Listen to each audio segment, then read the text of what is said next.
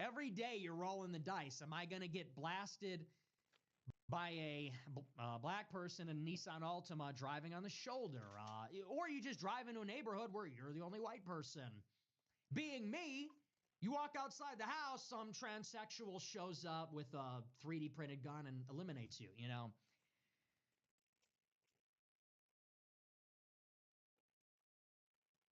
So I'll just go to Mexico. I'm returning to tradition. You'll find me in the barrio. What is the bar? What is that, by the way? I don't know. You'll find me in Mexico, and I'll be having it. My dollar will go a little further. I'll be living in a brutalist mansion. They have them down there. I've looked. Or Vietnam, Yeah. and that'll be the end of that. But we're gonna try one last time in 28. Anyway, I digress. I'm just joking a little bit. We'll play it by ear. I'm definitely gonna have a backup plan though. See what happens on election night.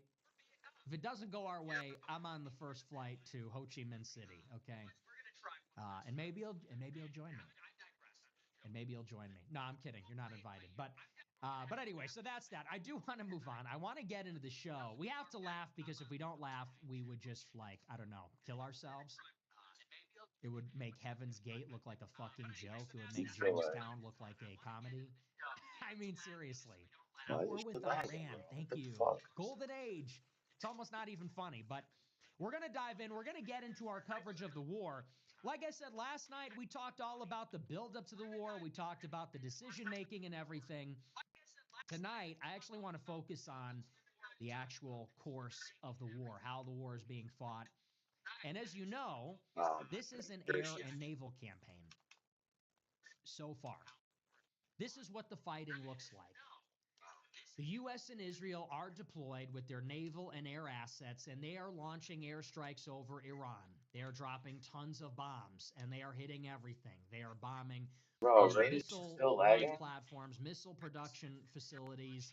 They are bombing Iran's navy. They're bombing the regime, the actual leadership of the government and of the military. Iran is retaliating. And how Ridiculous. are they retaliating? Well, they have basically no other capability other than the missiles. They do not have a modern enough air force. They do not have an anti aircraft system at all. Now they don't have a navy.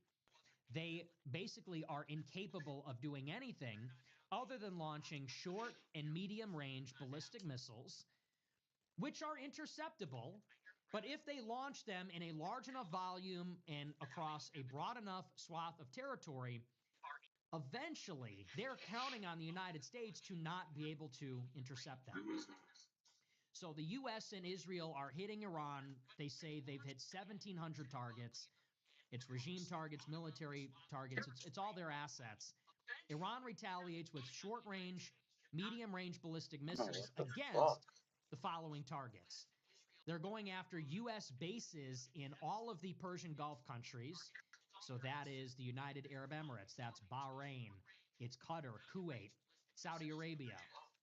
They're hitting the U.S. bases in Erbil, which is Iraqi Kurdistan. They're hitting U.S. bases in Jordan. They're also striking the country of Israel, hitting military targets, government targets there.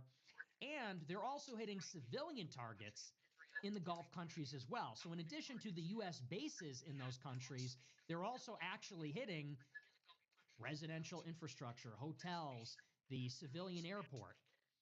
Now, again, the United States, Israel, and the Gulf countries are able to intercept most of these missiles. So, Iran has fired, I think in the first 24 hours, they fired 300 missiles. Not a lot.